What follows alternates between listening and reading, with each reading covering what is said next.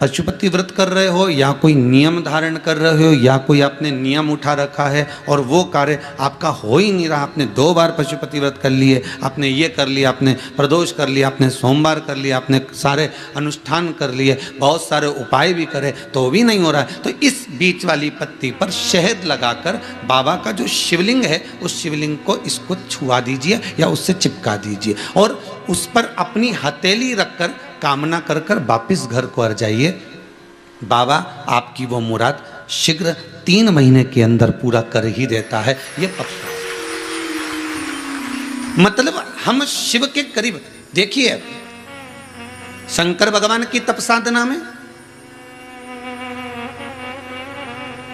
कामदेव पर दृष्टि कब पड़ी? जब कामदेव ने तीक्ष्ण बाण छोड़ा और वो बाण जो छोड़ा गया वो कहां लगा? भगवान के हृदय चित्त की ओर। वो बाण कहां लगा है? भगवान के हृदय की ओर, भगवान के हृदय की ओर पहुंचा। लग नहीं पाया था, भगवान के हृदय की ओर जाकर सम्मुख में खड़ा हो गया।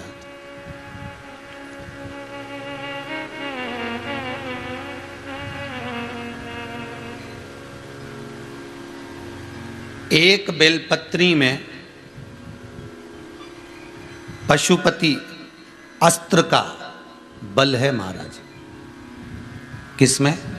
एक बेलपत्री में पशुपति अस्त्र का बल है। और आपको मालूम होगा कि पशुपति अस्त्र केवल कुछ ही के पास में थे। एक मेरे राघव जी के पास, राम जी के पास था, एक मेरे कृष्ण के पास था, एक भगवान विष्णु के पास था, एक परशुराम भगवान के पास था। स्वयं इंद्रदेव ने जब तप किया, साधना करी, और इंद्रदेव ने तप साधना करी तो देव ऋषि नारद ने भी जाकर पूछ लिया था इंद्रदेव से, ये बताओ कि आप जो तप साधना कर रहे हो ये किस लिए कर रहे हो? तो इंद्र कहते हैं कि जो पशुपति अस्त्र भगवान राम को दिया गया, जो पशुपति अस्त्र भगवान कृष्ण को दिया गया, जो पशुपति अस्त्र भगवान विष्णु को दिया गया, जो परशुराम को दिया गया, वह पशुपति अस्त्र मुझे भी चाहिए। वो अस्त्र मेरे पास होना चाहिए।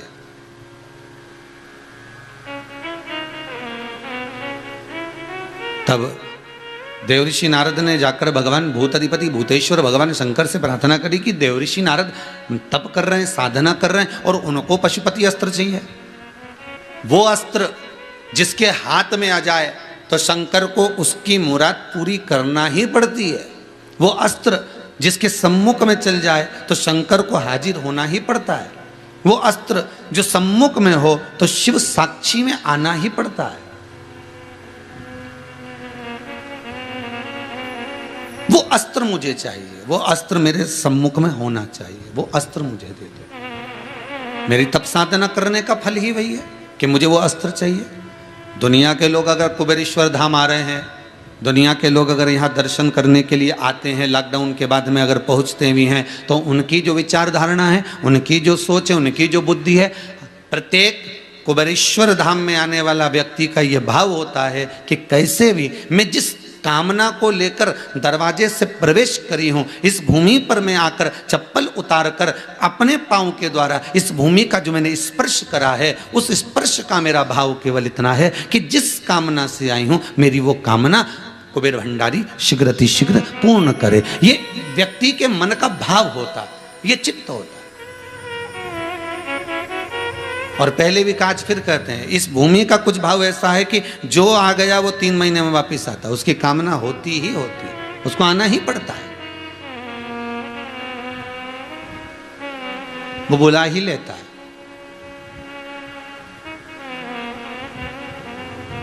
आशीष कह रहा था आज गुरुदेव एक बात पूछना थी कि कुबेर भंडारी के साथ में ऐसा कि 3 महीने में व्यक्ति, हम कई लोगों से मिलते हैं और वो आप भी अगर कभी योग लगेगा और यहाँ पर आएंगे तो आप पूछना किसी से कि आप कितने महीने पहले आए थे, आपको बुलाया कि नहीं बुलाया बाबा ने, कोई कार्य हुआ कि नहीं हुआ, उसका भी तो भाव जागृत करो।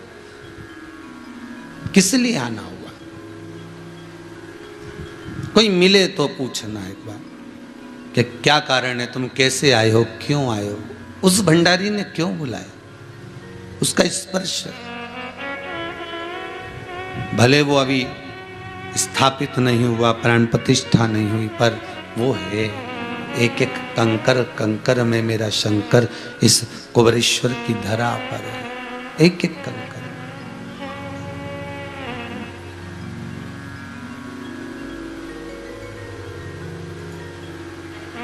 और जब इंद्र कहते हैं मुझे वो पशुपति अस्त्र चाहिए, अब वो अस्त्र कोई सहज तो है नहीं कि दाल चावल हो तो कहीं पे भी बांट दिया जाए, है? साबूदाने की खिचड़ी भी नहीं है कि स्टॉल लगाकर बांट दिया जाए। बड़ी मुश्किल है अस्त्र मिलना, और वो भी इंद्र को दे दिया जाए तो ये भी श्रेष्ठता नहीं है। दूसरे की जेब में पड़ी हुई बंदूक को देखकर, दूसरे की जेब में टंगी हुई बंदूक को देखकर घर के बेटे को यह लगता है कि मम्मी पापा से निवेदन करता है कि एक बंदूक का लाइसेंस मैं भी ले लूं और एक बंदूक मैं भी कमर में टांग लूं।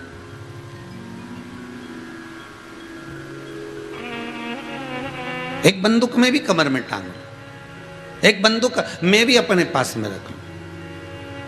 किसी बॉडीगार्ड को देखा, उसके पास में बंदूकें थी, बड़ी बड़ी बंदूक है उसके पास में, तो उसको भी देखकर भाव जागृत आया। बताओ, एक बंदूक अपने को टांगने में क्या जाता है, अपनी सत्ता रहेगी, अपनी शान रहेगी, एक बंदूक अपन भी टांग लेते।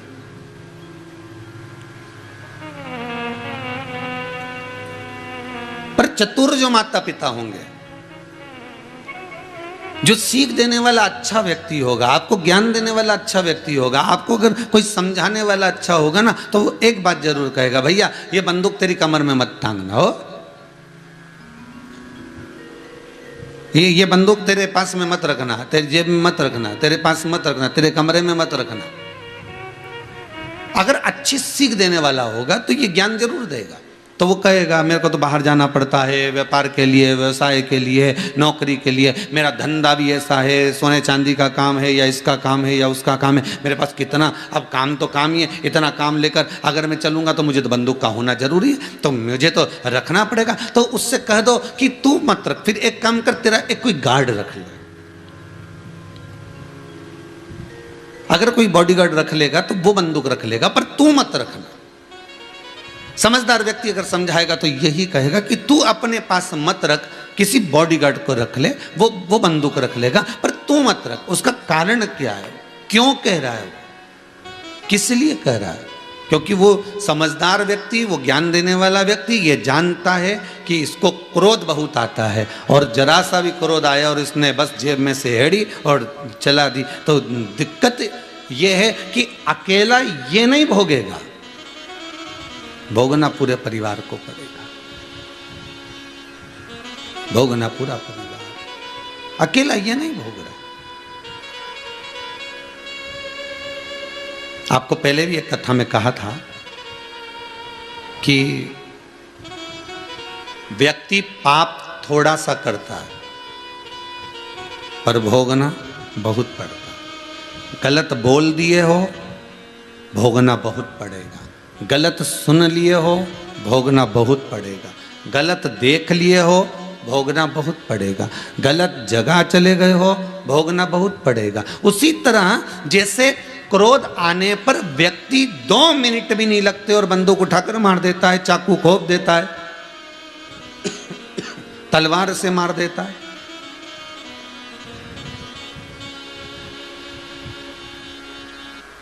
कितनी देर लगी? मात्र 2 मिनट, मात्र 1.5 मिनट, मात्र 1 मिनट, बस चक्कू मारा, वो मर गया। लगा कितना टाइम? 5 मिनट, 2 मिनट, 10 मिनट, इससे ज़्यादा कुछ नहीं लगा। अब भोगना कितना है? मार तो दिया, वो मर भी गया, अब भोगना कितना है? ले गई पकड़ के पुलिस, 3 साल, 2 साल, 1.5 साल तो केस चलता रहा, जब तक तो जेल में सड़ता रहा। 1.5-2 साल बाद के केस जज के पास पहुंचा, उसने सुना तो उसने कह दिया आजीवन कारावास या 10 साल या 15 साल या 20 साल पड़े रहो। क्रोध थोड़ी सी देर का आया, चक्कू मारने में 2 मिनट लगे, बंदूक मारने में 2 मिनट लगे, और भोगना पूरे 8 साल, 10 साल, 20 साल, 25 साल, 50 साल आजीवन पड़ा है, सड़ रहा है। उसी तरह हम कर्म थोड़ा सा बेकार कर जाते हैं। हमने किसी को अपशब्द कर दिया, हमने किसी को ताने दे दिया, हमने किसी को गाली दे दी, हमने किसी के लिए गलत बोल दिया, हमने गलत देख लिया, हमने गलत सुन लिया, हमने किसी अन्य भाव से भीतर से कुछ कपट कर दिया, हमने किसी का धन रख लिया, हमने किसी का धन चुरा लिया। वो भाव तुम्हारा ठीक है, तुमने कर लिया, थोड़ा तुम मन का धन कर लियो, पर भोगना कितना पड़ा। जो दुख हमारे पास में आ रहा है, जो तकलीफ हमारे पास आ रही है, तो उसका भी तो भाव देखो। मत बुरे कर्म कर बंदे वरना पछताएगा, भगवान की आंखों से तू बच नहीं पाएगा, तू बच नहीं पाएगा।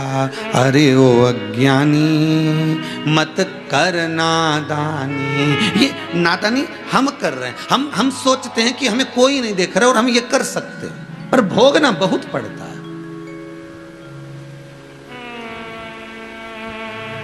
भगवान देवऋषि नारद तो भगवान शंकर से कह दिया कि आप कृपा करिए और इंद्र को पशुपति अस्त्र दे दीजिए। पशुपति अस्त्र भगवान शिव कहते हैं कि मैं दे तो दूंगा, पर इंद्र उस लायक नहीं है कि इसको अस्त्र दे दिया जाए।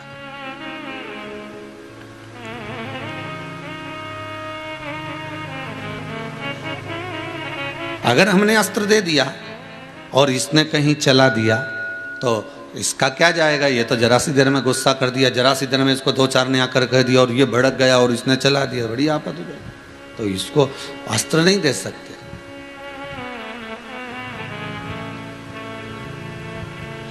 कितनी विचित्र लीला संसार की। भगवान किसी को धन देता है तो मन नहीं देता, और किसी को मन देता है तो धन नहीं देता। बड़ी बड़ी विडंबना है, बड़ी विचारणीय लीला ये। भगवान जब सुख देता है तो भोग करने का शरीर गिरा देता है। बहुत ध्यान दीजिएगा। डनलप का गद्दा देगा, एसी का रूम देगा तो नैनो की नींद को छुड़ा लेगा। क्या दिया? तो डनलप का गद्दा दिया, एसी का रूम दिया, तो वो नींद को चुरा लेगा। बादाम दी, काजू दी, ड्राई फ्रूट्स दिए, ढेर भर भर के मिठाई दी, ने खूब खाने का सामान दिया, तो मालूम पड़े कि शरीर को बिगाड़ देगा। लो साहब लड्डू खाओ, साहब गुलाब जामुन खा लो, नहीं साहब शुगर है। तो एक कम करो नहीं तो थोड़ा मिक्सचर विक्चर ले लो, थोड़ा सा पपड़ी मपड़ी ला देते हैं, नहीं साहब थोड़ा कोलेस्ट्रॉल बढ़ा हुआ चल रहा है, रहने दो तुम तो साहब। अच्छा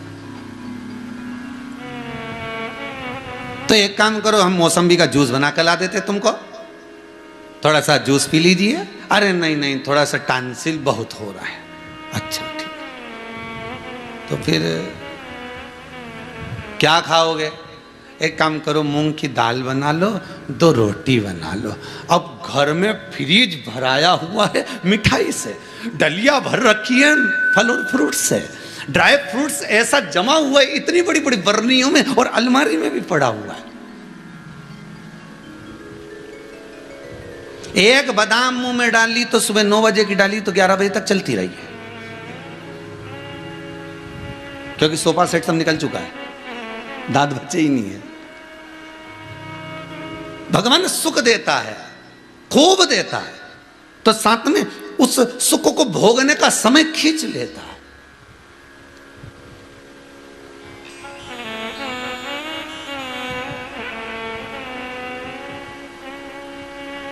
छोरी ने छोरे से कहा, छोरे ने छोरी से कहा, अपना दोनों का जब शादी हो जाएगा, विवाह हो जाएगा, तो अपन घूमने के लिए चलेंगे 8-10 दिन, 15 दिन, 20 दिन। मालूम पड़े ब्याह भी हो गया, रिजर्वेशन 4 बार हो गया, टिकट भी बन गए, बीच में यह कोरोना आ गया।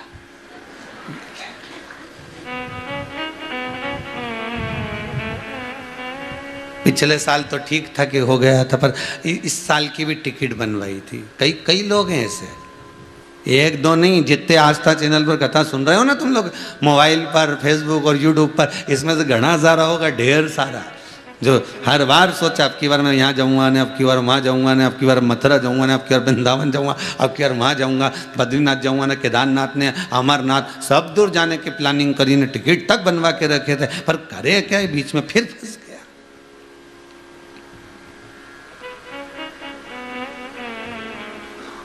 सुख दिया उसने, कोई कमी नहीं रखी सुख देने में। और आपसे बार बार कहते हैं कैसे भी रहो बाबा को धन्यवाद देते रहो कि तू 2 रोटी तो दे रहा है, किसी भिखारी के घर में पैदा नहीं कर रहा, ये बहुत बड़ा धन्यवाद आपको। नहीं तो मालूम पड़े इंदौर के LIG चौराहे पे कटोरा लेके खड़े रहते तो कहीं 3 बत्ती पे कहीं 4 बत्ती पर अगर कटोरा लेके खड़े होते और घर के माता पिता माँ बैठ के जा मांग ला जा जा, तो भगवान तूने बड़ी कृपा करी, हमको नहीं मालूम था कि हम इतने अच्छे घर में पैदा हो जाएंगे, हमको नहीं मालूम था कि ये पूरा डिपार्टमेंट सही साइड मिल जाएगा। एक आध आंख निपटा के भेज देता तो क्या झगड़ा करने ऊपर जाते? तूने पूरा डिपार्टमेंट जोरदार दिया साहब। एक का काम था, एक डिपार्टमेंट का काम था, पर 2 दिए। तेरी करुणा में कोई कमी नहीं है। हाथ एक भी सब काम कर जाता है, पर तूने कितने दिए? 2। पाँव एक भी पूरा काम कर जाए, पर दिए कितने? 2। कान एक भी पूरा काम कर जाए, पर दिए कितने? 2। नेत्र एक भी पूरा काम कर जाए, पर दिए कितने? 2। नासिका के छिद्र एक ही पूरा काम कर जाए, पर दिए कितने? 2। बस जीवान एक दी,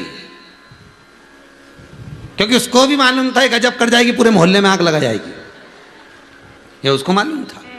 इसलिए बस केवल जीवान एक दी, बाकी के कोई ही डिपार्टमेंट उसने सब दिया, कोई कमी नहीं रखी दे।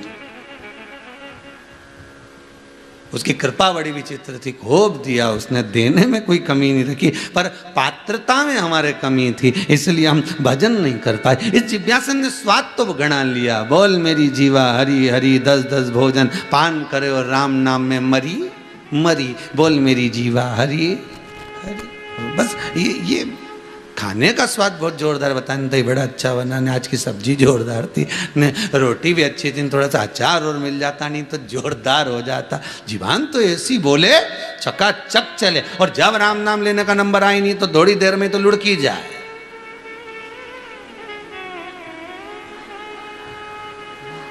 ओ गई, और पड़ोसन ने जगाया, सो रही क्या? तो फिर ऐसी क्या कर रही? भगवान भाग रहा था तो बुला रही, सो नहीं रही, चित्तवृत्ति में वो समाया ही नहीं है। ये जिभ्या बड़ी विचित्र है, जपती ही नहीं है। वो तो अभी अभी लोगों को साल 2 साल में 2.5 साल में 3 साल में जो ये शिव महापुराण का रस जब अंदर उतरा है ना, तब लोगों के मुख से श्री शिवाय नमस्तुभ्यम घट की जिभ्या से चलता रहता। वो भले नहीं जपता, पर अंदर से चलता रहता। जब उसका कोई काम अटकता ना तो वो अंदर से जप लेता है, श्री शिवाय नमस्तुभ्यम बोल लेता है, ओम नमः शिवाय बोल ले। उसकी चित्तवृत्ति में वो समा चुका है, उसकी चित्तवृत्ति में वो रख चुका है।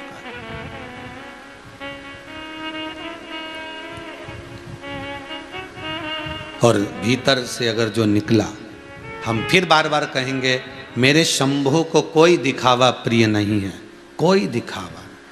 आप लक्ष्मी जी का श्रृंगार देखिए कितना सुंदर होता है, आप सरस्वती मैया का श्रृंगार देखिए कितना सुंदर होता है, पर शंकर जी के मंदिर में जाकर पार्वती का श्रृंगार देखिएगा। कभी किसी भी शिव मंदिर में चले जाना, किसी भी शंकर के मंदिर में चले जाना और पार्वती माता का श्रृंगार देखना, एकदम साधारण, एक चुंदड़ी ओढ़ी हुई है, हाथ बंधा हुआ है, कोई थोड़ी बहुत चूड़ी पहनी हुई, माथा में बिंदी बोर कुंडल सब पहनी, आराम से बैठी। पर बाकी की माताओं का श्रृंगार देखो क्या अपार सुंदरता का श्रृंगार। पार्वती जी फूलों का श्रृंगार करती है, उनके पास में श्रृंगार तो सब है, ऐसे कोई श्रृंगार की कमी नहीं है। माँ जगत जननी जगदम्बा के श्रृंगार की कमी है, ढेर सारा श्रृंगार है, पर माँ उस श्रृंगार को धारण करती है जो जनमानस के लिए श्रेष्ठतम हो।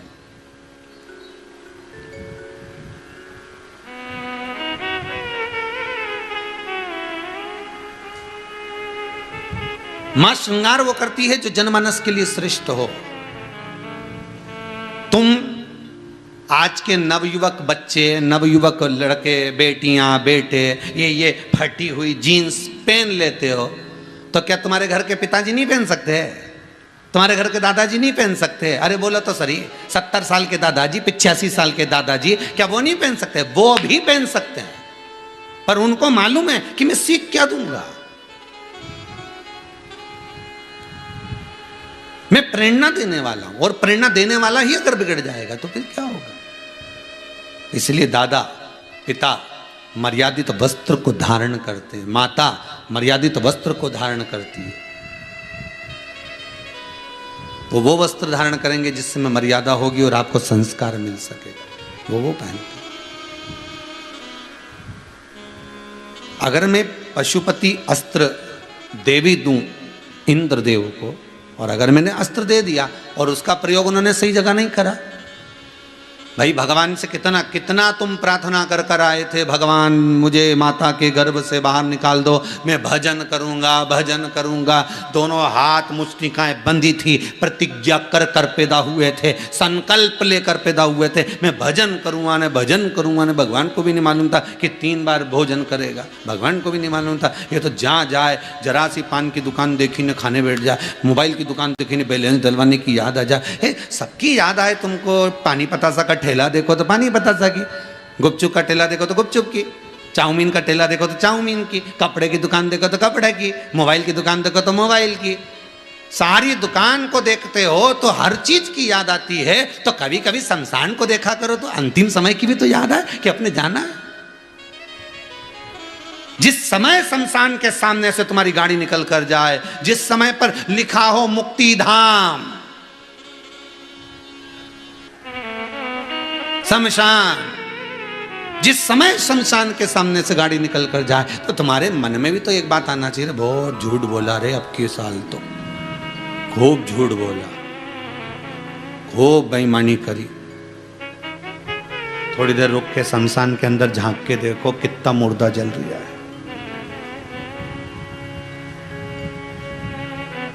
देखो तो सही।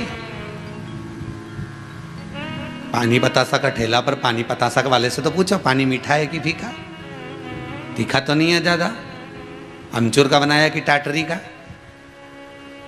उससे तो खूब बात करो। तो कभी कभी शमशान में खड़े होकर उससे ही बात करा करो, कितना ही गया, कितना आया, फिर आए जन। कौन बेहरू सिंह भी निपटी गया? वे तो अच्छा था, वही चले गया।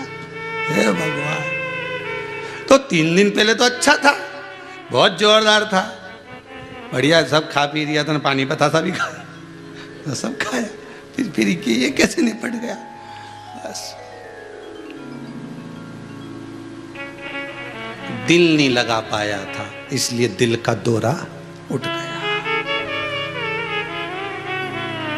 तो किसी ने कहा दिल लगाना भी जरूरी है।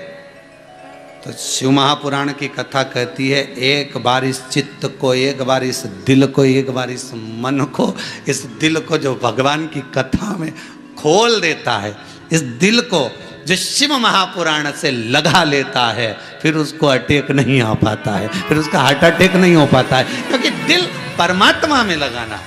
इस दिल को उस परमात्मा से जोड़ लीजिए।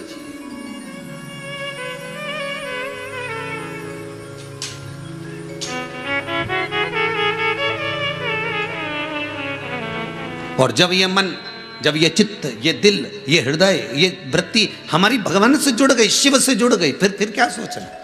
अगर मैं इंद्र को दे दूं वर और इंद्र को दे दूं मैं पशुपति अस्त्र, तो ये इंद्र तो उसका प्रयोग कर लेगा, और कर लेगा प्रयोग, जगत के उद्धार के लिए प्रयोग करे तो चल जाएगा, पर ये अपने लिए करे तो वो श्रेष्ठ नहीं है।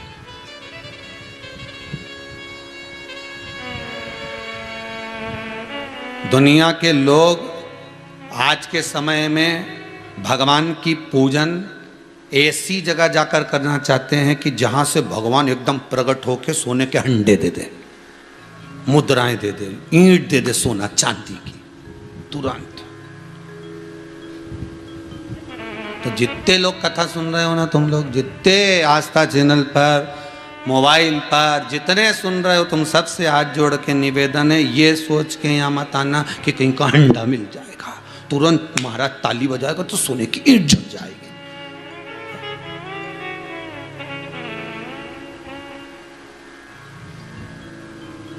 ये सब परमात्मा के हाथ में। तुम चक्कर मक्कर में मत पड़ना, तुम तो एक चक्कर में पड़ो ने, देव अधिदेव महादेव के चक्कर में पड़ो। जो चोर को कुबेर बना दिया रात की रात में, वो अपने भी कुछ ना कुछ तो बना देगा। पर ये भी याद रखना, उन्हें ससुर के ने बकरा बना दिया था। ये पॉजिटिव सोचो तो नेगेटिव थोड़ी तो सोचो। कि उन्हें अगर चोर को कुबेर बनाया है तो ससुर के मुंह को बकरे का लगा दिया। क्यों लगाया? क्योंकि उसने निंदा करा। और चोर को कुबेर क्यों बना दिया? क्योंकि वो भगवान शंकर के मंदिर में चोरी करने गया था। अपना वस्त्र जलाकर चारों तरफ उजाला कर कर दिख रहा था कि चोरी का सामान क्या। उसके मन में ये नहीं था कि शंकर का, उसके मन में तो चोरी का सामान लगा था। शिव जी को लगा जिसने चोरी में इतना दिल लगा लिया कि मुझे नहीं देख रहा, अगर ये एक बार मुझ में दिल लगा लेगा तो संसार को नहीं देखेगा, ये पक्का है। भगवान पकड़ता भी उसी को है।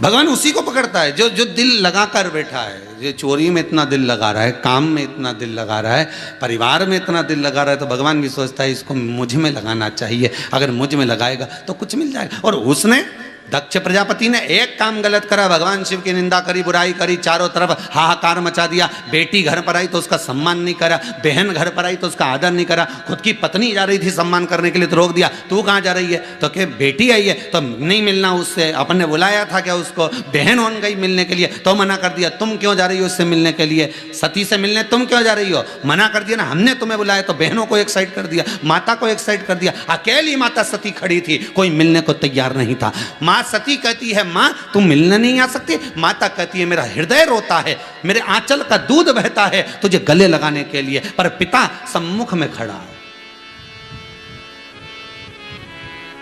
पिता सम्मुख में खड़ा है, कैसे तुझे गले लगाऊं? तो बेटी, यहां शिव महापुराण की कथा करी है। गाय, बेटी और लक्ष्मी, तीनों का विचित्र भाव बताया है। तीनों का, संत, साधु, सन्यासी, तपस्वी, साधक, उपासक, ब्राह्मण बेटी, कभी गौ माता तुम्हारे दरवाजे पर आ जाए, तुम्हारी चौखट पर पहुंच जाए, उसका आदर, उसका सम्मान, उसका सत्कार करो। एक रोटी देने में तुम्हारा क्या जाता है?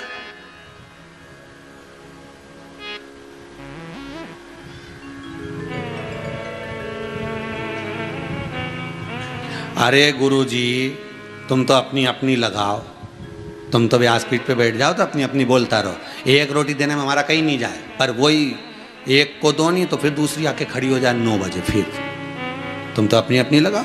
और मालूम पड़े हमारे यहाँ तो इतनी गाय आए ना, हर 2 घंटा में फिर गाय आ जाए, फिर गाय आ जाए ना, फिर रोटी दो ना, फिर रोटी दो। तो इतनी गाय काय को आ रही तेरे यहाँ? पहले आती थी क्या इतनी गाय तुम्हारे यहाँ? अभी अभी इतनी गाय क्यों बढ़ी है? इतनी गौ माता क्यों आ रही है तुम्हारे दरवाजे पर कि बार बार रोटी देना पड़ रही, बार बार आ रही है? पहले इतनी बहन बेटी आती थी क्या तुम्हारे दरवाजे पर? नहीं। इतनी बहन बेटी वापस तुम्हारे यहाँ क्यों आ रही है? इतना गुरुजन, इतना साधुजन, तपस्वी जन तुम्हारे यहाँ आता था क्या? अभी इतना क्यों आ रही है? कारण क्या है? उसका कारण क्या है?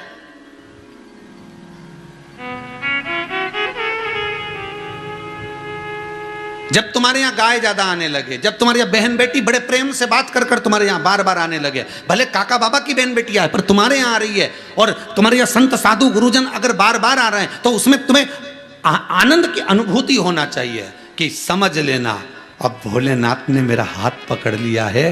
पहले एक रोटी होती थी घर में एक गाय को देने के लिए, अब भगवान अन्न बढ़ाते जा रहा है तो रोटी भी मेरे हाथ से दिलवाते जा रहा है। बहन बेटियां आ रही हैं, पहले पूछती नहीं थी, अब भगवान ना जाने क्या कृपा कर रहा है कि ये बहन बेटियां फोन लगा लगा के आ रही है। इतना सारा भाई एक ही गाँव में रहे, इतना सारा भाई एक ही इंदौर में रहे, इतना सारा भाई एक ही भोपाल में रहे, एक ही जगह पर उनकी यहाँ नहीं जा रही, मेरे यहाँ आ रही है। मतलब समझ जाना, शंकर ने तुम्हारा हाथ पकड़ना चालू कर दिया, तुम्हें इस लायक बना दिया कि तुम किसी को खिला सको, तुम किसी को दे सको, तुम किसी को लुटा सको। भगवान शिव ने तुमको इस लायक बना दिया। साधु, सन्यासी, ब्राह्मण, संत, साधु अगर आ रहे हैं तो विचार कर लेना कि भगवान ने तुम्हें इस लायक बना दिया कि तुम सदगुरु का, संत का, साधु का, सन्यासी का, ब्राह्मण जन का आदर कर सको। तुम्हारे ऊपर भगवान की अब धीरे धीरे कृपा होना चालू हो गई। ये विश्वास रखो आप भीतर से कि तुम्हें भगवान ने इस लायक बनाया। अब अपने को दोष नहीं देखना हो, नहीं तो तुम पत्नी का कहना में आ जाओ। पहले तो आती नहीं थी,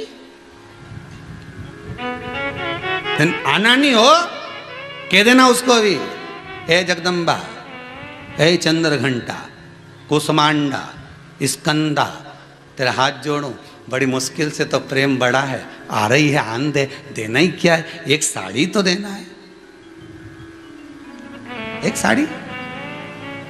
और बहन बेटी को साड़ी की प्रीता नहीं होती, बहन बेटी को मीठी वाणी की प्रीता होती है। एक बार फोन लगाकर बोल लो जीजी कैसी है री, आ जाना आपकी बार राखी पे हो, राखी पे आ अपन चलांगा सीओर तुम्हारा, आ जाना आपकी बार।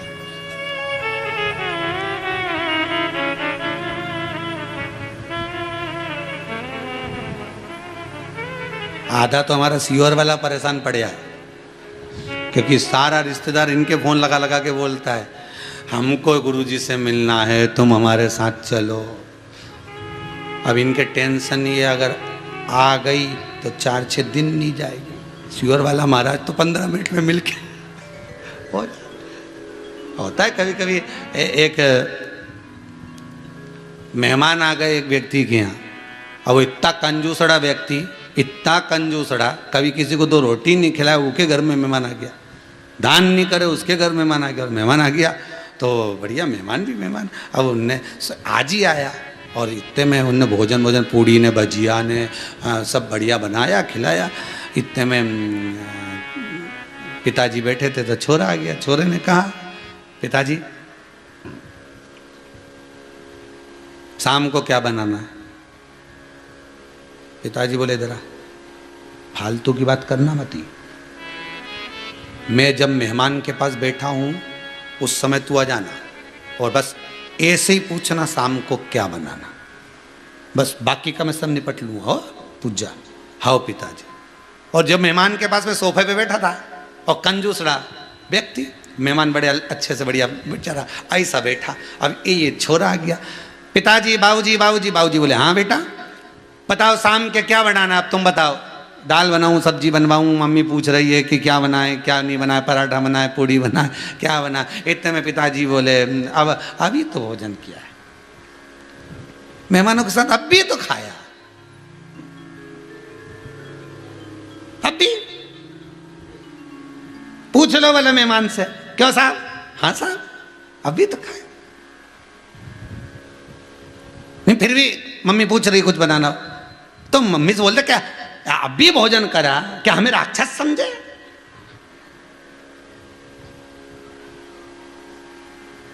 मैं तुझे क्या राक्षस दिख रहा हूं कि अब भी खाया ना फिर खा लूंगा?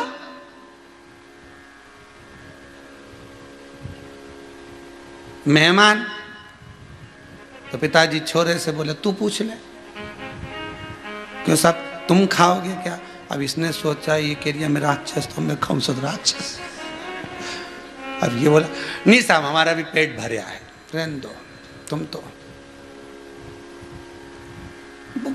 मन में भाव जो जागृत हो जाए, अगर कोई आया है अतिथि दे दो, बहन बेटी आई है दे दो, गौ माता आई है दे दो, उसका सम्मान करोगे तो समझ लेना कि आपको ऐसा लगेगा कि भगवान आपको दे रहा है, उसकी कृपा आप पर बरस रही है, उस पर आप पर करुणा हो चुकी है, उस आपको इस लायक बना दिया गया है कि आप दे सकते हो, इस लायक आपको बना दिया। तेरा ही दिया मैंने खाया पिया है, तेरा शुक्रिया है, तेरा शुक्रिया। ये तेरी कृपा है जो आज मैं पा रहा हूँ, आज मैं बैठा हूँ, आज मैं कर्म कर रहा हूँ, ये तेरी ही कृपा है। इंद्र को अगर मैं दे दूँ और वो उसका आदर ना कर पाए तो भगवान कर रहे हैं, फिर देने का लाभ क्या है, फिर देने का फल क्या है? अगर मैं दे भी दूं और उसको वो जान ना पाए।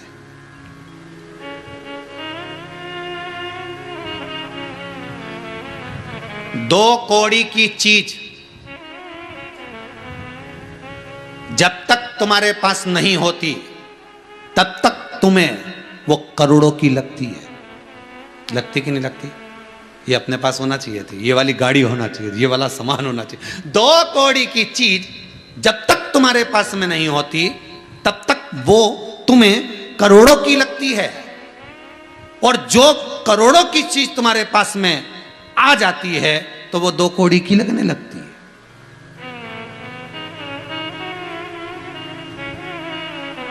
वो 2 कौड़ी की लगने लगती है।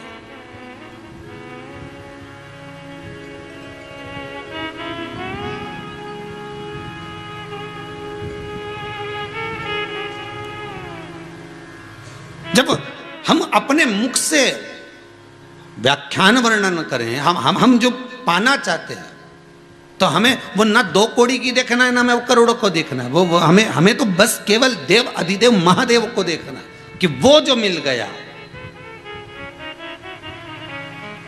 उसके चरणारविंद की अगर रज मिल गई, उसके चरणों का अगर सुख मिल गया, तो जीवन का आनंद हो गया। हमें किसी को बोलना भी नहीं है, ज्यादा व्याख्यान भी नहीं करना कि हाँ हमें ये है, हम वो है। नहीं, ना ना ना, आप बखान करें। और कल से कुछ वो एक छोरी गार्डन में घूम रही थी, और गार्डन में घूमते घूमते छोरी छोरा दोनों घूम रहे थे, और बड़े प्रेम से कह रही थी, एक बार शादी तो हो जान दो, तुम क्यों इतना घबराते हो, अपन दोनों की शादी तो हो जान दो, मैं पूरे घर को स्वर्ग बना दूंगी, पूरे घर को स्वर्ग बना दूंगी। एक व्यक्ति इनको घूर घूर के देख लिया था। गजब कॉन्फिडेंस, गजब, ये पूरे घर को स्वर्ग बनाएगी और घर के लोगों को स्वर्गवासी। ईश्वर, एक बार शादी तो हो जान दो, मैं स्वर्ग बना दूंगी। अरे तू स्वर्ग बनाएगी वो ठीक है, पर कहने से कुछ नहीं होगा। कहते कहते तो जिंदगी निकल गई। हम सुधरेंगे, युग सुधरेगा, हम बदलेंगे, युग बदलेगा। कब बदलोगे? तारीख, तिथि, दिन, पल, घड़ी निश्चित तो करो। चिल्ला चिल्ला कर तो जिंदगी निकल गई कि हम सुधरेंगे, हम सुधरेंगे, हम सुधरेंगे, हम सुधरेंगे। सिधर गए, सुधरे नहीं है। सुधरोगे कब? फिर कहा अभी तो बच्चा है, बड़ा हो गया, शादी हो गई, अब घर का टेंशन ज्यादा है, कब सुधरेगा? और बड़ा हो गया, बच्चों का बाप बन गया, अब सुधरेगा धीरे। हाथ में आ गया डंडा, तब सोचे सुधर जाए।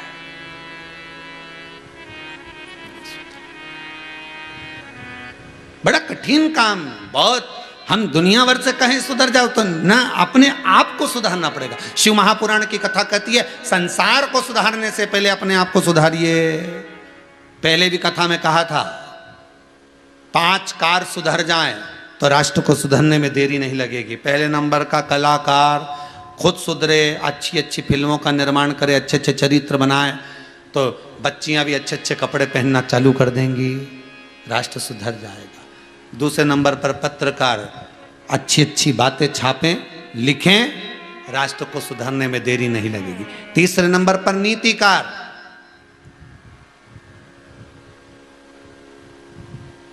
राष्ट्र के राजनेता सुधर जाएं, जितना मंच पर खड़े होकर बोलते हैं उतना खुद पर अमल कर कर दिखाएं, तो राष्ट्र को सुधरने में देरी नहीं लगेगी।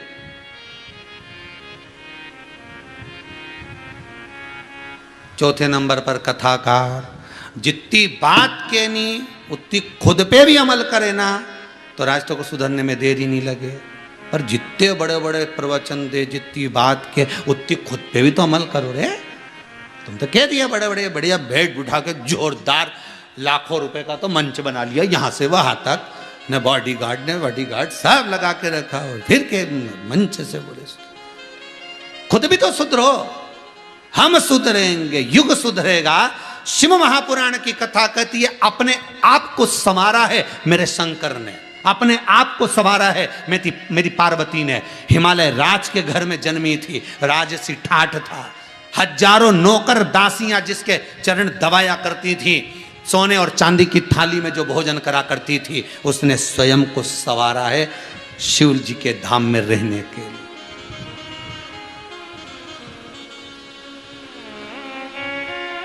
शंकर के पास जाने के लिए स्वयं को संवारना पड़ेगा। कितना विष भरा होता है सांप के अंदर, पर शंकर के करीब में रहता है तो विष उगलता है कि नहीं?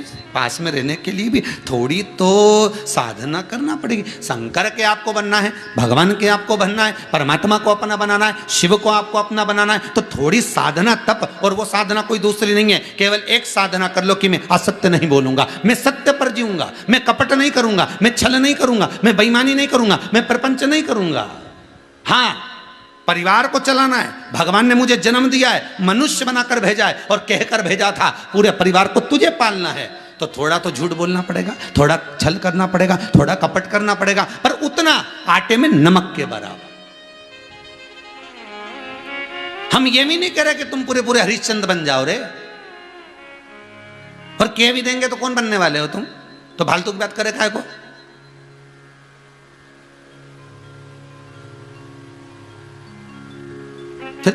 फिर बात थोड़ी देर के लिए पत्नी पति से कहते स्टैचू,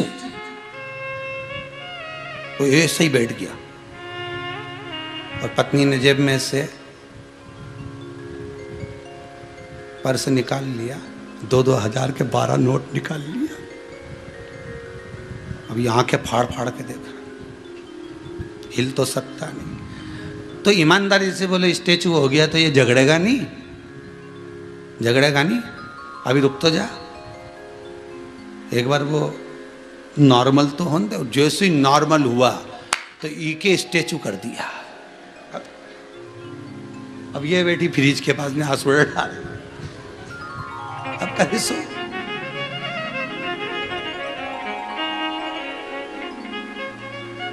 फिर रो रो के माए के फोन कर रहे, अम्मा अम्मा। बोले बेटा क्या होगा? स्टैचू करा था। तो अम्मा बोली तू करी का है कोई स्टैचू? अच्छा सही बात नहीं बताई कि केवल स्टैचू नहीं करा था, पर्स में से 12,000 रुपये निकाले, 24,000 जो भी निकाले तो सब वो नहीं बोले, कहे सो कहे। अगर दो शिव कह रहे हैं इंद्र को, अगर नारद जी आपके कहने पर मैं पशुपति अस्त्र दे भी दूं, पर वो अस्त्र का प्रयोग करना तो जाने, वो अस्त्र का प्रयोग करना भी तो जाने। देने को तो भगवान बहुत दे दे तुमको, और भगवान से निवेदन है, आपसे भी निवेदन है, मेरा भोलेनाथ जब भी देना धीरे धीरे देना, एक साथ मत दे देना। एक साथ अगर दे दिया संभाल नहीं पाएगा। चढ़ो कुबेरेश्वर महादेव पर अगर कभी आप आओ और यहाँ आकर अगर विनती भी करो, और या उज्जैनी जाओ, ओमकारेश्वर जाओ, विश्वनाथ को जाओ, तो वहाँ पर भी विनती करना, तो इतना कहना कि एक एक सीढ़ी को आराम से चढ़ाना प्रभु। एकदम अगर हम 4-5 सीढ़ी चढ़ गए, ऊपर से कहीं नीचे गिर गए तो श्रेष्ठ नहीं है प्रभु, धीरे धीरे चढ़ो। पर आज के व्यक्ति को वो नहीं चाहिए, पहली सीढ़ी चढ़ भी गया ना तो उसके बाद सोचता 4-5 चढ़ ही जाऊँ ऊपर, 4-5 सीढ़ी नहीं, धीरे।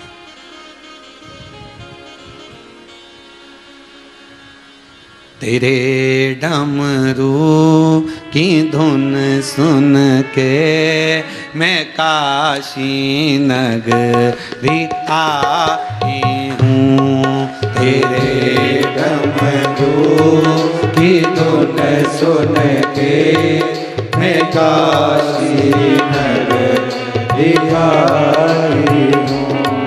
तेरे डमरू की धुन सुन मैं काशी नगरी आई हूँ।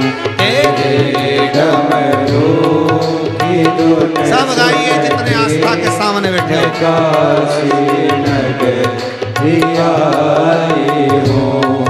मैं काशी नगरी आई हूँ। मैं काशी नगरी आई हूँ। मैं काशी नगरी आई हूँ। मैं काशी नगरी आई हूँ। मैं काशी नगरी आई हूँ। मैं काशी नगरी आई हूँ। मैं काशी नगरी आई हूँ। मैं काशी नगरी आई हूँ। मेरे भोले ओ बम भोले मैं काशी नगरी आई हूँ। मेरे भोले ओ बम भोले मैं काशी नगरी आई हूँ।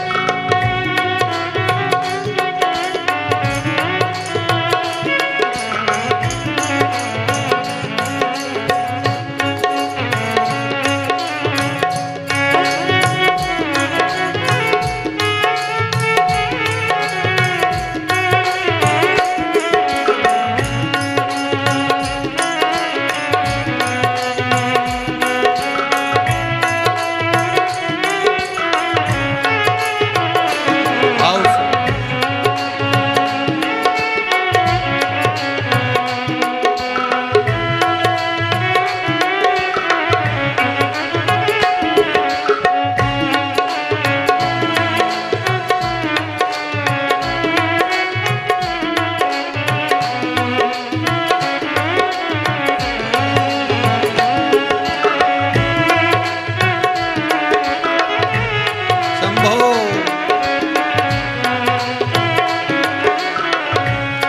सुना है हमने ओ भोले तेरी काशी में गंगा है। सुना है हमने ओ भोले तेरी काशी में गंगा है। सुना है हमने ओ भोले तेरी काशी में गंगा है। सुना है हमने ओ भोले तेरी काशी में गंगा है। उसी गंगा को नहाने को मैं काशी नगरी आई हूँ। उसी गंगा में नहाने को मैं काशी नगर में आई हूँ। मेरे भोले ओ बम भोले मैं काशी नगरी आई हूँ। मेरे भोले ओ बम भोले मैं काशी नगर में आई हूँ।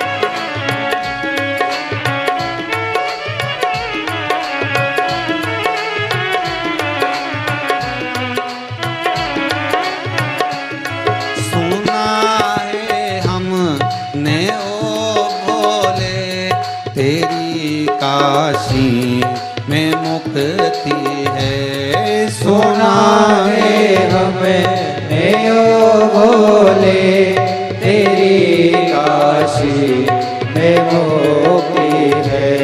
सुना है हमने ओ भोले तेरी काशी में मुक्ति है। सुना है हमने ओ भोले तेरी काशी में मुक्ति है।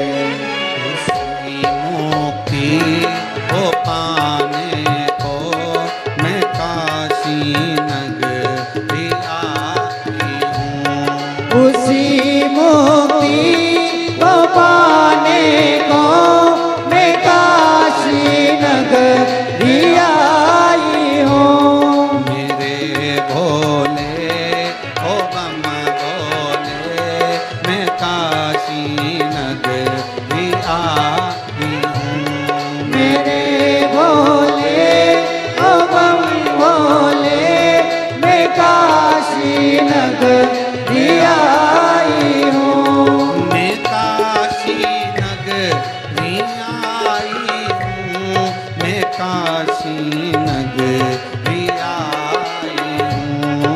मैं काशी नगरी आई हूँ। मैं काशी नगरी आई हूँ। मेरे भोले ओ बम भोले मैं काशी जय हो। नगरी आई हूँ। मेरे भोले ओ बम भोले मैं काशी नगरी आई हूँ।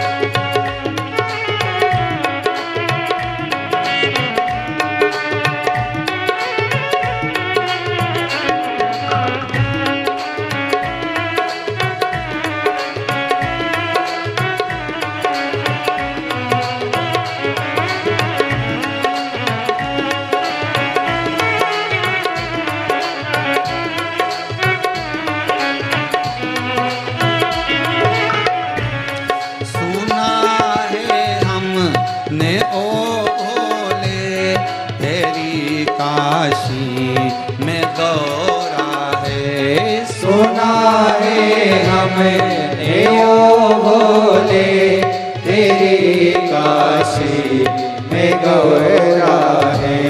सुना है हमने ओ भोले तेरी काशी में गौरा है। सुना है हमने ओ भोले तेरी काशी में गौरा है। उसी गौरा को पाने को मैं काशी भी आई हूँ। उसी गौरा को पाने को मैं काशी नगरी आई हूँ। मेरे भोले ओ बम भोले मैं काशी नगरी आई हूँ। मेरे भोले ओ बम भोले मैं काशी नगरी आई हूँ। मेरे भोले ओ बम भोले मैं काशी नगरी आई हूँ। मेरे भोले ओ बम भोले मैं काशी नगरी आई हूँ। भगवान शिव कहते हैं कि मैं दूं मना नहीं है, मैं पशुपति अस्त्र भी दे दूं इस इंद्र को, मना नहीं, पर उसका प्रयोग सही जगह हो तो देने में आनंद हो। उसका प्रयोग अगर सही जगह पर है तो हम दे सकते हैं, पर यदि उसका प्रयोग ही वो सही ना कर पाए तो क्या मतलब। धन भगवान दे तुमको। आप कुबेरेश्वर महादेव की इस धरा से शिव महापुराण की कथा ऑनलाइन गर्ग परिवार द्वारा श्रवण कर रहे हो। बाबा विश्वनाथ आपकी झोलियां खुशियों से भरे, मना नहीं, खूब धन दे, खूब वैभव दे, खूब सत्ता दे, पर उस धन को आप सही जगह पर लगाएं, ये बाबा से प्रार्थना।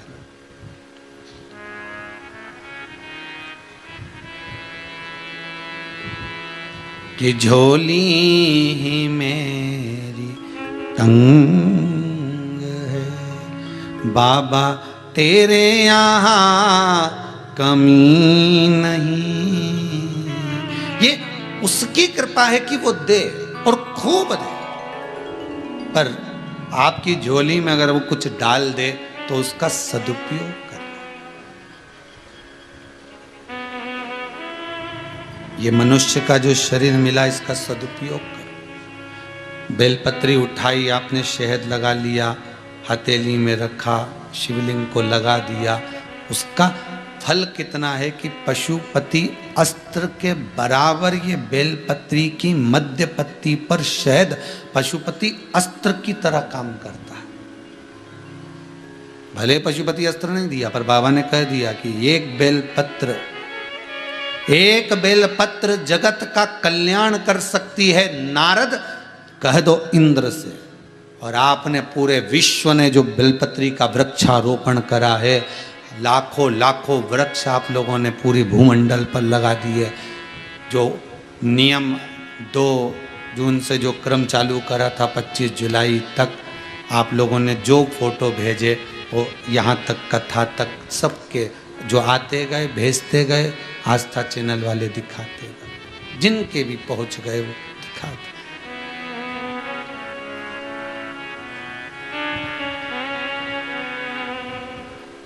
25 जुलाई तक जो क्रम चल रहा था, आपने जो वृक्षारोपण महोत्सव में साथ दिया है, आपको बहुत बहुत धन्यवाद है।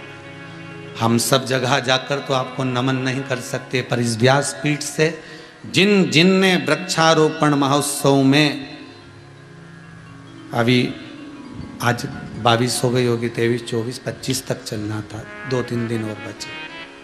अब आगामी कथा में तो अब वो फोटो नहीं दिखा सकेंगे, पर इस कथा तक वृक्षारोपण महोत्सव का अब जिन ने फोटो भेज दिए थे वो बहुत बहुत साधुवाद के पात्र।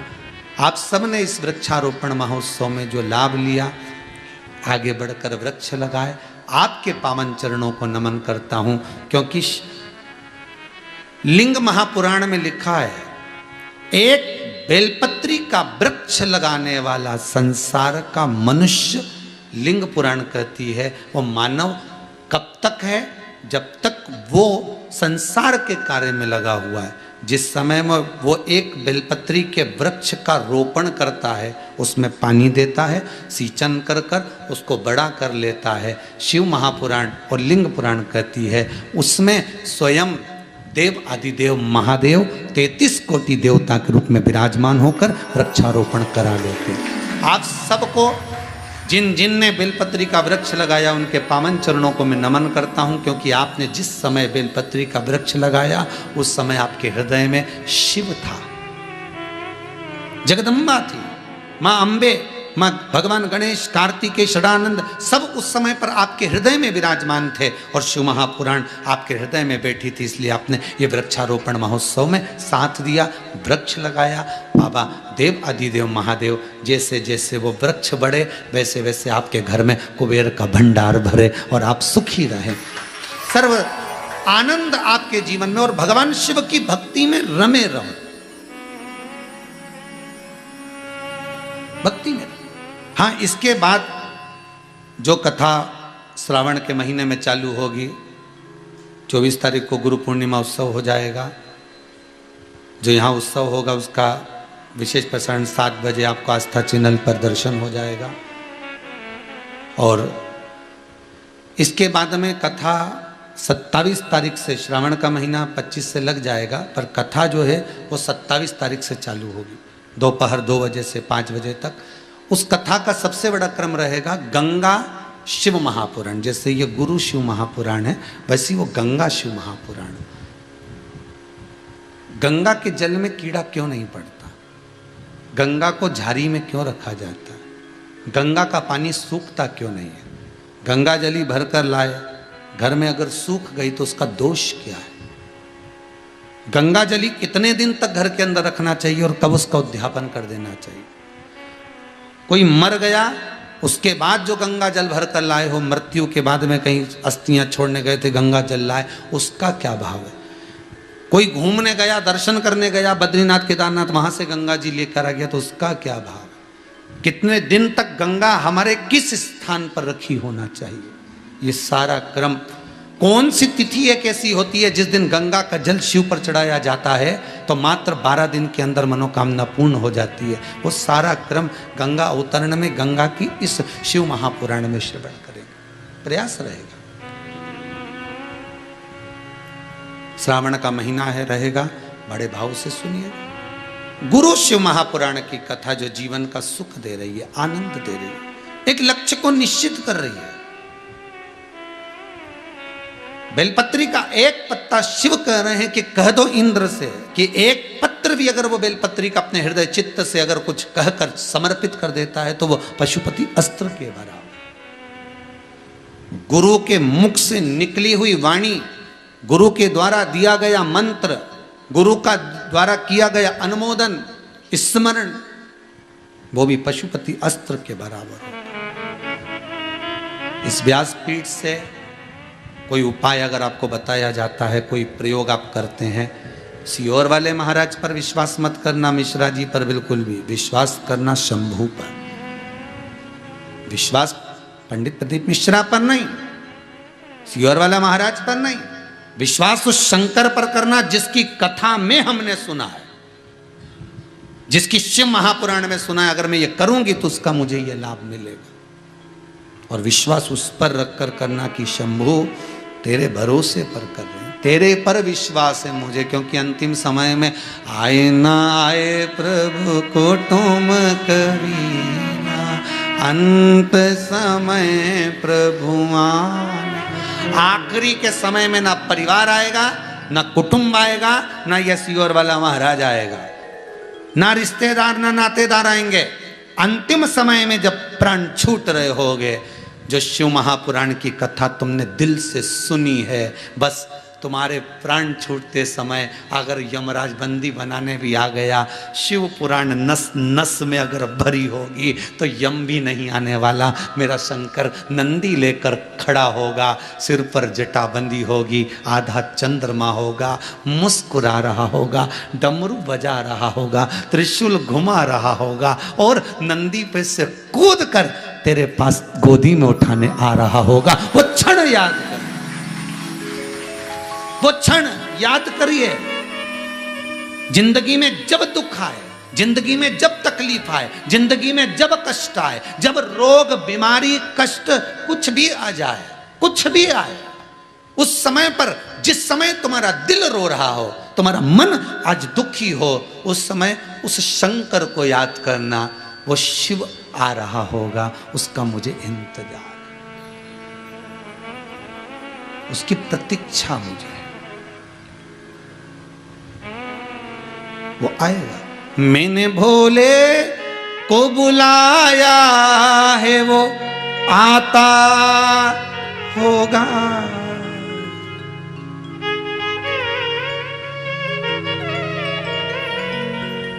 वो आएगा,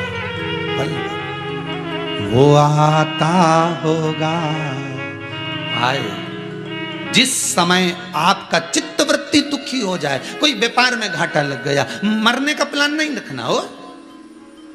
मरे तुम्हारे दुश्मन, अपन काहे मरे? मरने का प्लान नहीं करना। घाटा लग गया, लग जाने दो। दुख आ गया, आ जाने दो, देखा जाएगा।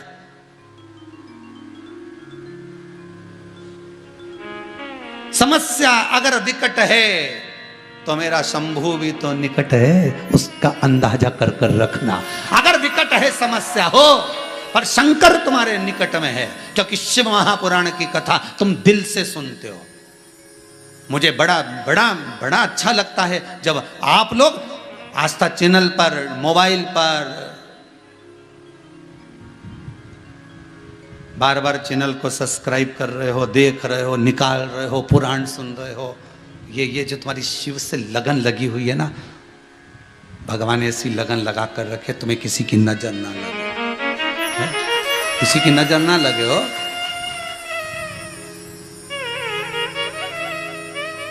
पैर की धूल बमूल का काटा, राई नोन मिर्च और आटा उतार लियो।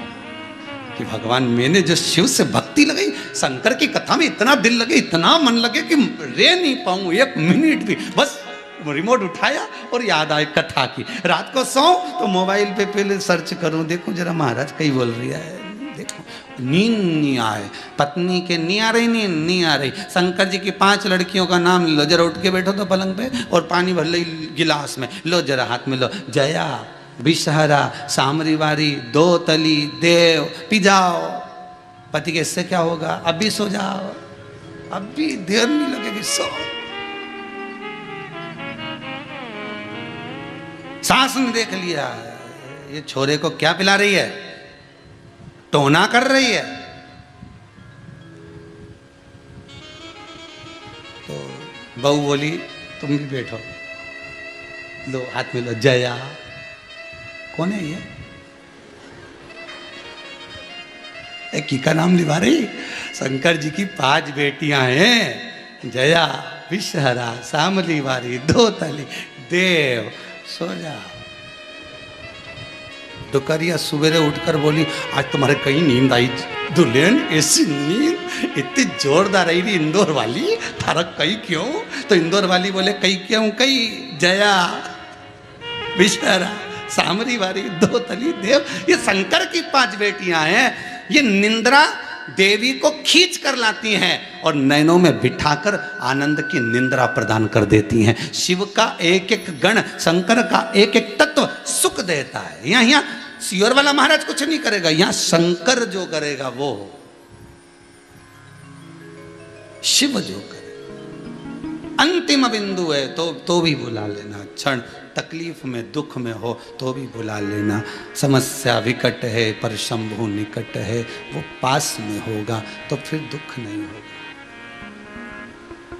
घर से निकलो तो श्री शिवाय नमस्तुभ्यम कहकर निकलो। ऑफिस जाओ श्री शिवाय नमस्तुभ्यम कहकर निकलो। व्यापार के लिए जाओ श्री शिवाय नमस्तु, और धीरे नहीं बोलना। चोटते हैं क्या अपन जो अंदर अंदर गुटुर गुटुर कर जाए? अपन तो जाते जाते जब टाटा बाय करो नहीं जैसे ही कमरे से चप्पल जूता पहन के बस निकल ही रहे थे, आवाज लगा देना कहाँ है, निकल के कमला तुरंत बाहर। जा रहे हो क्या? हाँ चलो एक बार बोलो, सीहोर वाला महाराज बोला था, वही शिव महापुराण का मूल मंत्र। जाते जाते सबके मुंह से किलवा कर जाना, श्री शिवाय नमस्तुभ्यम। और जो गया फिर दिन भर शंकर तेरे आसपास घूमता रहा। वो कहते ना कौन सा क्रीम टीवी में दिखाया था राधा कि ऐसा क्रीम लगा लो तो सूरज की रोशनी में काले नहीं पड़ो, ऐसा कुछ दिखा रहे थे गर्ग जी, हम देखे तो ऐसा कोई क्रीम लगा लो तो सूरज की रोशनी में काले नहीं पड़ो। तो ये वो क्रीम है, श्री शिवाय नमस्तुभ्यम, ये वो मंत्र है, वो क्रीम है जो एक बार जिसने चढ़ा लिया ऐसा ओढ़ के जाएगा कि शंकर कवच बनकर जाएगा।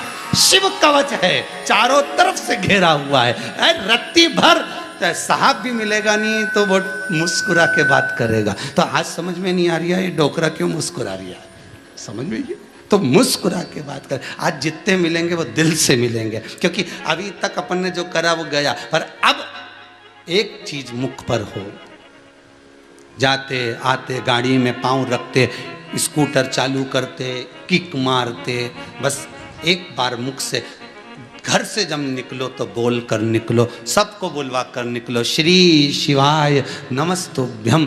एक मंत्र, कहीं घाटा लगने वाला है, ऐसा लग रहा है आज हमारी आंख फटक रही, तो मंत्र बोलो, बस वो मंत्र सुख प्रदान कर दे, वो मंत्र आनंद दे जाए। यही गुरु मंत्र है शिव महापुराण का। भागवत का मंत्र है ओम नमो भगवते वासुदेवाय। रामचरितमानस का मंत्र है श्री राम। यही मंत्र है।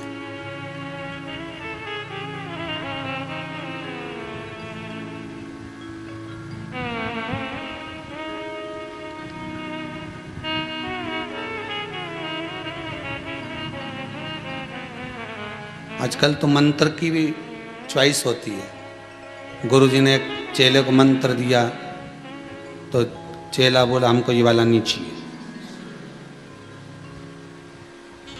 तो और कौन सा चाहिए? हम तो राम जी के मानते थे तो मैं राम जी का दूं। तो गुरुजी बोले कान में बोल दिया, राम जी का मंत्र दे दिया। इतना सा मंत्र, बस राम। गुरुजी भी माथा खुजा रहे, कहां का चेला आया, राम, केवल राम। तुलसीदास जी बैठे थे घाट पे, चोर आ गए 4। सरयू जी में पानी बहुत सारा था, चोरों को तैरना नहीं आता था, पीछे से राजा के दूत आ रहे थे पकड़ने, तुलसी जी की कुटिया में चले गए। तुलसीदास जी बैठे थे, चोरों ने कहा ए बाबा, ए बाबा। बाबा बोले हाँ तुम्हें तैरना आता है? बाबा बोले घाट पे रहते हैं तो तैरना नहीं आएगा? आता।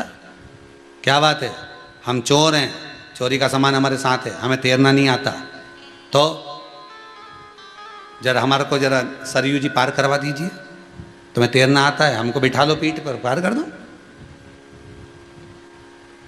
तुलसीदास जी बोले उम्र हो रही हमारी 82 की, और क्या कि बताओ सरयू पार कर दो। मैं एक पत्र लिख कर दे देता हूँ, उस पत्र को आगे आगे हाथ में रख लेना, जो सबसे आगे रहे, एक दूसरे का हाथ पैर पकड़ लेना, निकल जाओगे। ना हाथ हिलाना पड़ेगा ना पाँव हिलाना पड़ेगा, और सीधे सरयू से पार।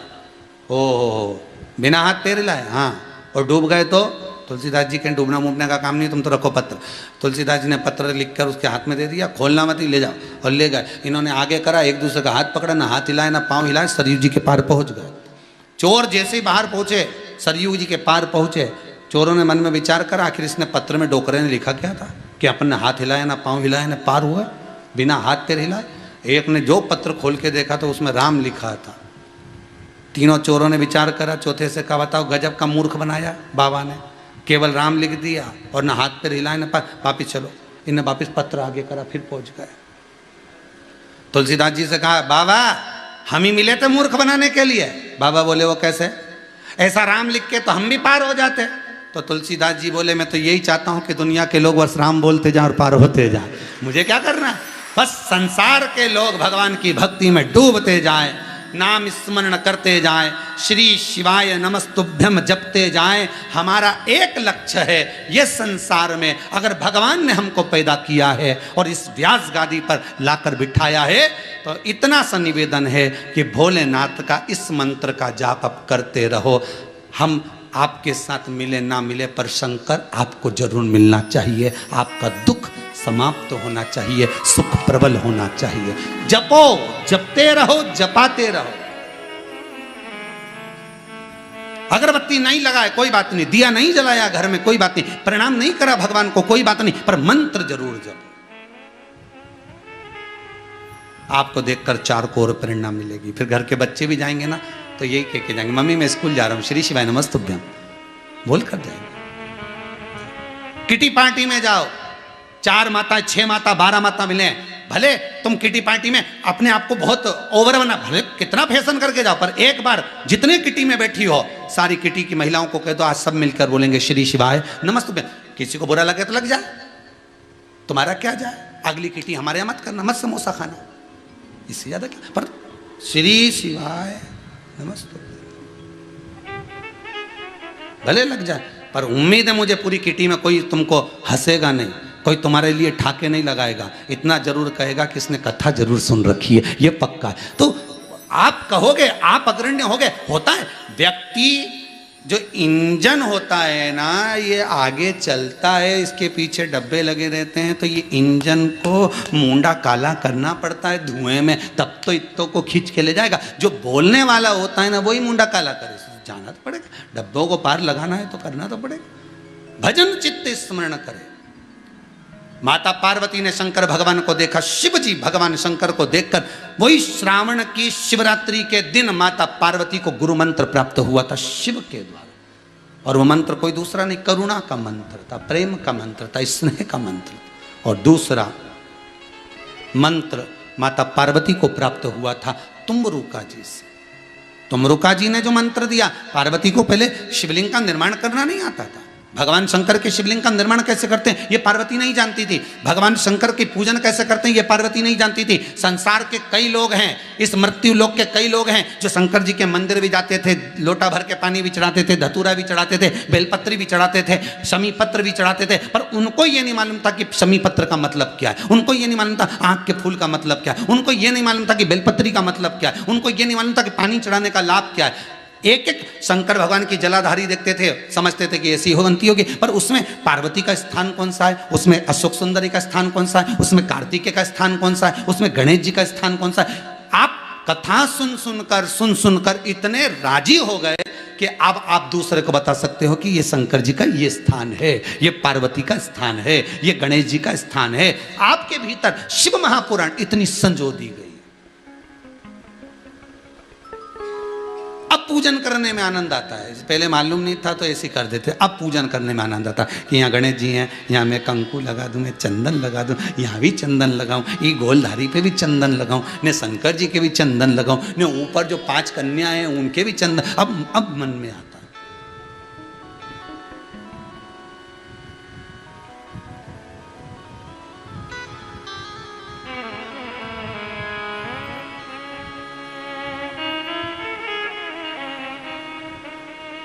तुम्हारी चित्त वृत्ति में शिव बैठ गए। मुझे शिवलिंग बनाना नहीं आता। माता पार्वती अपनी सखियों के साथ बैठी हैं और शिव को रिझाने का तरीका ढूंढ रही हैं, शंकर को पाने का तरीका ढूंढ रही हैं।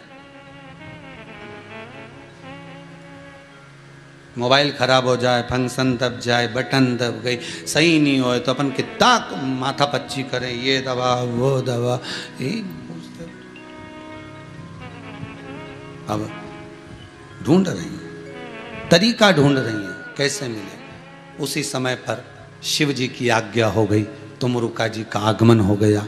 तुमरुका जी ने बिठाया, मिट्टी से शिवलिंग बनाना सिखाया। इससे पहले की कथाओं में आपको शिवलिंग बनाना सिखाया था।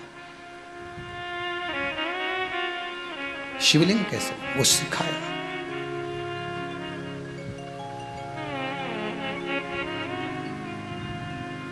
शिवलिंग का निर्माण करना सिखाया गया, और जो शिवलिंग का निर्माण करना सिखाया, फिर कहेंगे ब्राह्मण श्वेत मिट्टी का शिवलिंग बनाए, क्षत्रिय लाल मिट्टी का शिवलिंग बनाए, वैश्य पीली मिट्टी का शिवलिंग बनाए, शूद्र काली मिट्टी का शिवलिंग का निर्माण करे। 6 अगस्त को श्रावणी शिवरात्रि के दिन शाम को 7 बजे से 8 बजे तक आस्था चैनल पर अपन जब कथा के अंतर्गत 7 बजे से 8 बजे तक जब अभिषेक करेंगे, इस कोरोना महामारी को समाप्त करने के लिए तीसरी लहर ना आए और अपन रोग से मुक्त रहें और स्वास्थ्य अच्छा रहे, सबके घर में लक्ष्मी का भंडार भरे, उसके लिए जो अपन अनुष्ठान करेंगे 1 घंटे उसमें प्रयास करना आप भी कि सफेद मिट्टी अगर ब्राह्मण हो तो श्वेत, वैश्य हो तो पीली, क्षत्रिय हो तो लाल, शूद्र हो तो काली। काली मिर्ची को पीस कर उसमें थोड़ा थोड़ा भाग आपको मिलाकर उसको मलकर फिर शिवलिंग का निर्माण कर कर अपने घर में रखना। जब 7 बजे पूजन चालू हो उससे पहले आप निर्माण कर लेना और निर्माण करने के बाद फिर पूजन का स्मरण करना। कोई ने प्रश्न किया है, एक इन पर्चों में है कि गुरुदेव हमें प्रश्न ये है कि हम सावन के महीने में जो शिवलिंग बनाते हैं उसको मिट्टी का पार्थिव शिवलिंग बनाते हैं, तो क्या हम उसको रात भर रख सकते हैं कि विसर्जन करना होता है? बहुत ध्यान से सुनिएगा, केवल शिवरात्रि का दिन एक ऐसा होता है जिस दिन आप रात्रि को अभिषेक करो, रात्रि को पूजन करो।